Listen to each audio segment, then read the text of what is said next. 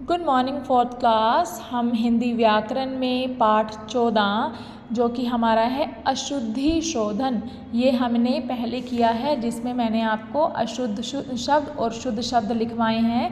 और आज हम पेज नंबर 70 पे जो आपके यहाँ दिए गए हैं, कुछ वाक्य दिए गए हैं जो आपको अपनी नोटबुक में, फेयर नोटबुक में राइट डाउन करने हैं। यहाँ पर कुछ अशुद्ध वाक्य और शुद्ध वाक्य हैं, इन्हें हमें लिखना है। अब इसी तरह से ही लिखेंगे। देखिए, पहला है, ऊपर आपने पाठ का नाम डालना है, ठीक है, और हेडिंग आप डालेंगे सर्वनाम संबंधी अशुद्धियाँ, ये ब्लैक पेन से डालेंगे। और आपने सेंटर में, पेज के सेंटर में लाइन लगानी है 4 वाक्य तक, ठीक है। और ये ख़त्म होने के बाद आपने फिर नीचे लाइन लगानी है। तो इसी तरह से जैसे यहाँ लिखा है अशुद्ध वाक्य और यहाँ लिखा है शुद्ध वाक्य, तो आपने सेंटर में लाइन लगा करके एक साइड लिखना है ब्लैक पेन से अशुद्ध वाक्य और दूसरी साइड शुद्ध वाक्य लिखना है। फर्स्ट है, उससे मेरी चॉकलेट ले ली। अब यहाँ पर क्या है, सर्वनाम, सर्वनाम संबंधी अशुद्धियाँ। अब देखिए यहाँ पर क्या है, उससे मेरी चॉकलेट ले ली, लेकिन शुद्ध क्या बनेगा, उसने। सर्वनाम शब्द क्या है, उससे की जगह क्या हो जाएगा, उसने मेरी चॉकलेट ले ली। इसी तरह से ही है, ये घर मेरे नाना जी का है।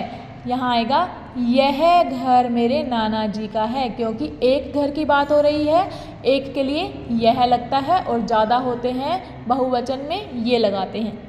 थर्ड है, वह सारे पेड़ सुमन ने लगाए हैं। अब यहाँ है, वह का बहुवचन होता है वे सारे पेड़ सुमन ने लगाए हैं। फोर्थ में है, मैं उस बच्चों के साथ खेल रहा हूँ। शुद्ध होगा, मैं उन बच्चों के साथ खेल रहा हूँ, तो यहाँ पर उसकी जगह उन हो जाएगा।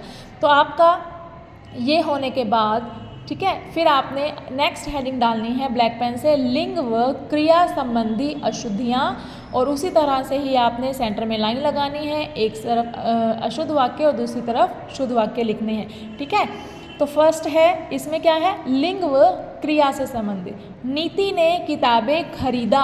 अब क्या हो जाएगा, नीति ने किताबें खरीदी।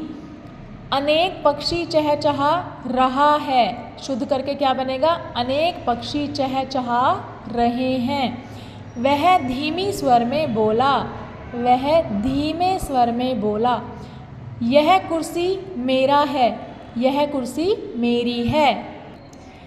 थर्ड है, वचन संबंधी अशुद्धियाँ। अब वचन संबंधी भी आपने ऐसे ही करनी है जैसे मैंने आपको 2 बताई। ऊपर आपने हेडिंग डालनी है, सेंटर में लाइन लगानी है, और ये दोनों भी आपने ऐसे ही करनी है। वचन संबंधी अशुद्धियाँ, अशुद्ध वाक्य दिए हैं, उसे शुद्ध करके लिखना है, सेंटर में लाइन लगानी है। फर्स्ट है, ये सारी कुर्सी उठा लो, ये सारी कुर्सियाँ उठा लो। अब क्या था, वचन संबंधी, तो इसमें वचन में अशुद्ध दे रखा है, उसको शुद्ध करके लिखना है। उसने अनेकों कविताएं लिखी हैं, उसने अनेक कविताएं लिखी हैं। पेड़ों पर चिड़ियाँ बैठी हैं, पेड़ों पर चिड़ियाँ बैठी हैं। यहाँ पर चिड़िया एक है, यहाँ पर अनेक हो जाएगा चिड़ियाँ। उसे गए 7 दिनों हो गए हैं, उसे गए 7 दिन हो गए हैं। नेक्स्ट हमारा है इसी तरह से कारक संबंधी अशुद्धियाँ। ऐसे ही करेंगे, सेंटर में लाइन लगानी है, और आपने ध्यान देना है कि अगर कोई वाक्य बड़ा है, 2 लाइन्स में आ रहा है, तो नेक्स्ट वाला जब स्टार्ट करेंगे उसी के सामने ही आपने शुद्ध वाक्य लिखना है, ठीक है। मुझे अभी नितिन के पैसे देने हैं, इसमें आ जाएगा मुझे अभी नितिन को पैसे देने हैं। मेज़ का चादर खराब हो गई, मेज़ की चादर खराब हो गई, तो यहाँ पर का की जगह की आ जाएगा। छत में बच्चे खेल रहे हैं, छत पर बच्चे खेल रहे हैं। और लास्ट है, दुकान पर से सामान ले आओ, दुकान से सामान ले आओ। मैं फिर से कह रही हूँ, अगर कोई वाक्य आपका बड़ा है, 2 लाइन्स में आ रहा है, सामने वाला भी आपने ऐसे ही करना है। अगर एक में आया है तो नेक्स्ट लाइन छोड़ करके उसे नेक्स्ट लाइन में नेक्स्ट स्टार्ट करना है, ओके। तो 2 लाइन्स में है तो सामने वाला भी उसी के सामने ही लिखना है, ऊपर नीचे कोई भी नहीं लिखेगा, तो इस बात का ध्यान देना है। और मात्राएँ सही होनी चाहिए, और राइटिंग भी बिल्कुल आपकी नीट एंड क्लीन होनी चाहिए। Okay, thank you.